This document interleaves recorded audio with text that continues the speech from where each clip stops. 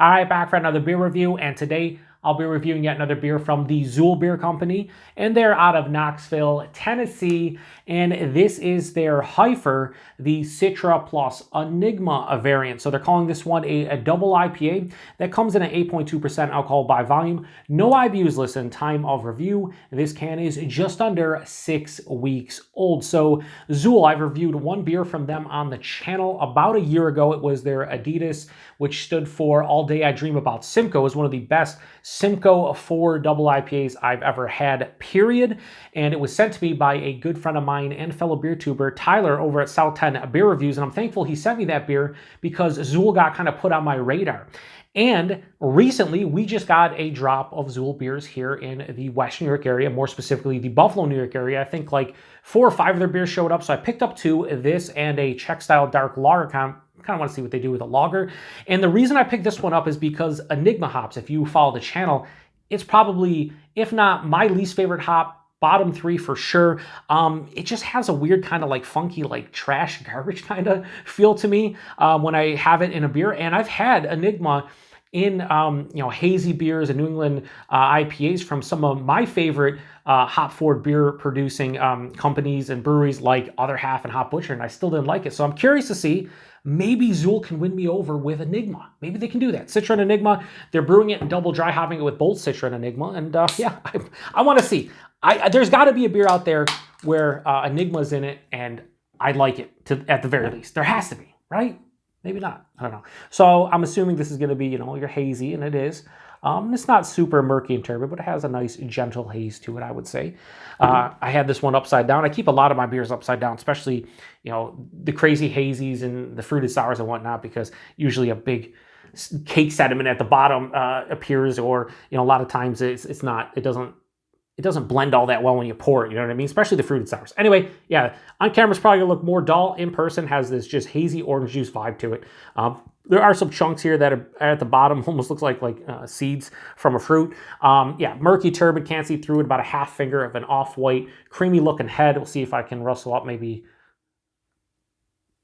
Yeah, I mean, that looks fine. That looks like a nice hazy for sure. Let's get a nose. Please don't smell like trash. Yeah, so it doesn't smell bad at all. If anything, this is like orange juice personified. There's a big orange vibe to this one, like orange with some pulp. It's sweet. What is that? Maybe lemon lime too? Yeah, tons of citrus, sweet citrus. So again, like a citrus juice, whether it's orange or tangerine juice, something in that realm. Maybe a touch of like a ruby red grapefruit juice. And then after that, is there a little bit of like red berry in here? Yeah, maybe a touch of like a red berry.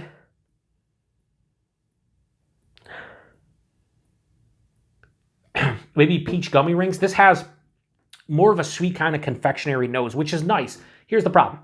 So many times when I smell that, it either doesn't translate, or if it does, there's nothing to kind of stop the sweetness. So I'm hoping from the nose that all those flavors and aromas and everything carry over. I don't know why, carry over, like what am I saying? Like, carrying over, but I hope there's some kind of good bitterness or a nice dryness to kind of make it a bit more balanced, because it does smell like it's going to be a bit too sweet.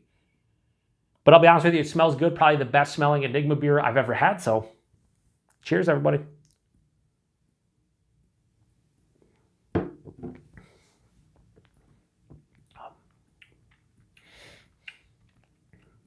So I will say, I think Xül did it for me. As far as Enigma, I don't hate this beer.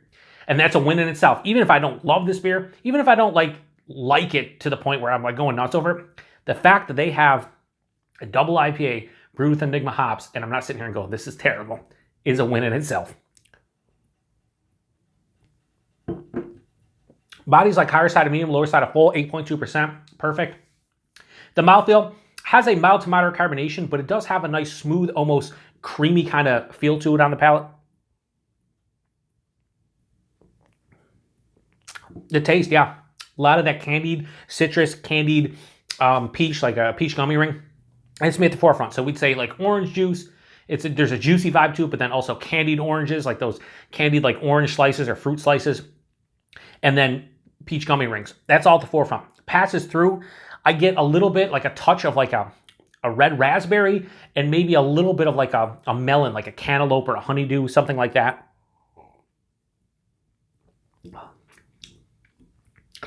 And that it's really cool because it is candied up front, but there is a big like semi to full on dry finish. This is mildly bitter, but there's a pretty big dryness on the back of the palate. So this, again, I said I wanted it to not be like overly sweet where there's something that kind of balances out. And I also wanted the nose to carry over, and the nose did carry over with the fruit characteristics. And it also carried over with the balance that I was looking for. Here's the thing. While everything carried over, it's not as impactful as the nose was indicating because it was pretty intense, the nose. I don't think it carried over to a T in the taste. On the finish, there's a little bit of like a slight dank herbaceous, and there might be a touch of that trashy garbage kind of feel I get from Enigma.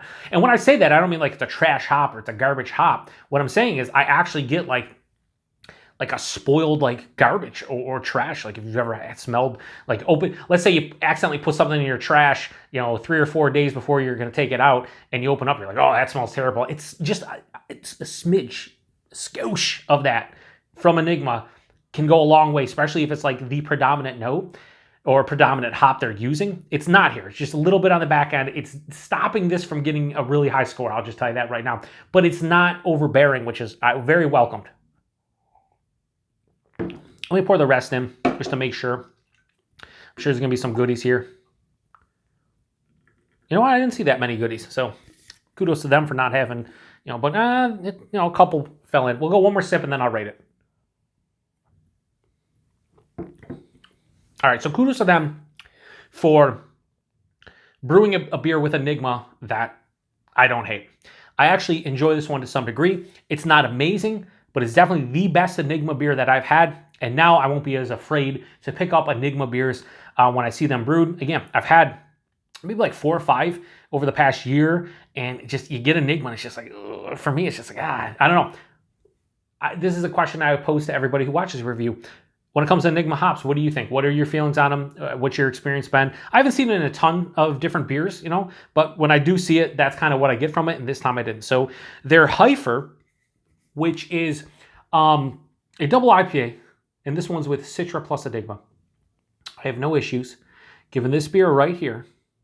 I'm going to give this a high 4 out of 5. We'll go 4.1 out of 5. I think that's fair for what I'm drinking, for sure.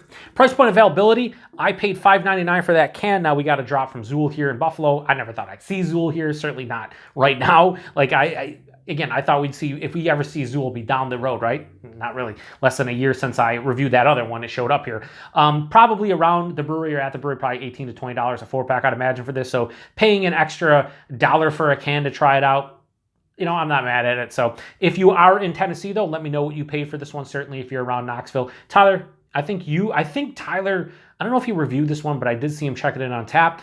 Tyler, what did you pay for it if you watch this review? And then availability, I have no idea with Xül. I just thought it was like in and around Tennessee. Then all of a sudden they show up here in Buffalo, New York about 2 or 3 weeks ago, and I grabbed one. So anyway, if you've had this beer before or anything within this HYFR series, I forgot to mention too, I love the theme. Their logo obviously is like a G.I. Joe kind of knockoff, and I just love it with the camouflage and everything. Such a cool label.